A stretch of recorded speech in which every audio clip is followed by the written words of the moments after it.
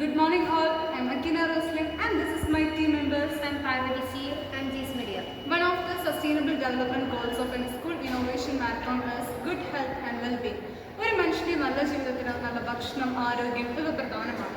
നമുക്കറിയാം കേരളത്തിന്റെ കാർഷിക സംസ്കാരം വളരെയധികം നശിച്ചുകൊണ്ടിരിക്കുകയാണ്. കാർഷിക വിളകൾക്ക് തന്നെ നാം ആശ്രയിക്കുന്നത് മറ്റന്യ സംസ്ഥാനങ്ങളെയാണ്. ഇതിന് പ്രധാന കാരണം മികച്ച ലാഭം കൊയ്യാൻ സാധിക്കാത്തതുകൊണ്ടാണ് കൃഷി ഒരു ഉപജീവന മാർഗമായി യുവതലമുറ തിരഞ്ഞെടുക്കാത്തത്. ഇതിന് ഒരു സൊല്യൂഷൻ എന്ന നിലയിലാണ് ഞങ്ങൾ ഈ പ്രോജക്റ്റിന്റെ അവതരിപ്പിക്കുന്നത്. ഈ പ്രൊജക്റ്റ് വഴി നമുക്ക് കുറേ കാര്യങ്ങൾ മോണിറ്റർ ചെയ്യാൻ വേണ്ടി സാധിക്കും. ഈ പ്രൊജക്റ്റിൽ ഞങ്ങൾ യൂസ് ചെയ്യുന്ന sensor MQ7, MQ135, DHT11, motion sensor, soil moisture sensor, LCD display, NPK sensor and relay module.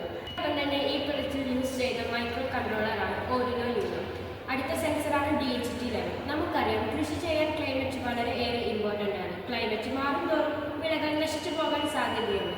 ക്ലൈമറ്റിന്റെ ഓരോ മാറ്റവും അറിയാൻ വേണ്ടി യൂസ് ചെയ്യുന്ന സെൻസറാണ് DHT11. ഇത് അറ്റ്മോസ്ഫിയറിലെ ടെമ്പറേച്ചർ, ഹ്യൂമിഡിറ്റി മോണിറ്റർ ചെയ്യാൻ വേണ്ടിയുള്ളതാണ്. അടുത്ത സെൻസറാണ് MQ7 യൂസ് ചെയ്യുന്നത് അന്തരീക്ഷത്തിൽ കാർബൺ മോണോക്സൈഡ് കണ്ടുപിടിക്കാൻ വേണ്ടിയാണ്. ഇതൊരു പരിധി വിട്ട് കൂടിക്കഴിഞ്ഞാൽ ആനിമൽസിനും ഹ്യൂമൻ ബീങ്സിനും ഹാംഫുൾ ആണ്.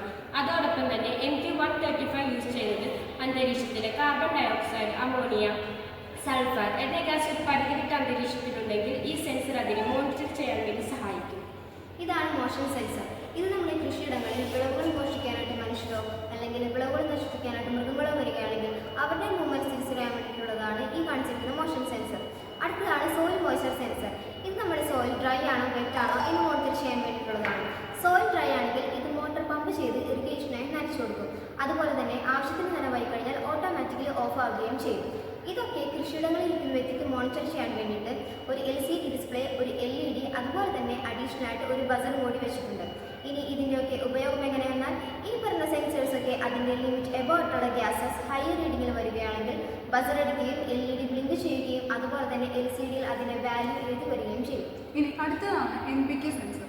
NPK സെൻസർ കോസ്റ്റ്ലി ആയതുകൊണ്ടാണ് ഞങ്ങളുടെ പ്രോട്ടോടൈപ്പിൽ യൂസ് ചെയ്യാത്തത്. ഇനി അഥവാ യൂസ് ചെയ്യുകയാണെങ്കിൽ നമുക്ക് nitrogen, phosphorus, potassium, humidity, temperature എന്നിവയുടെ പ്രസൻസ് സെൻസ് ചെയ്യാനായി സാധിക്കുന്നു.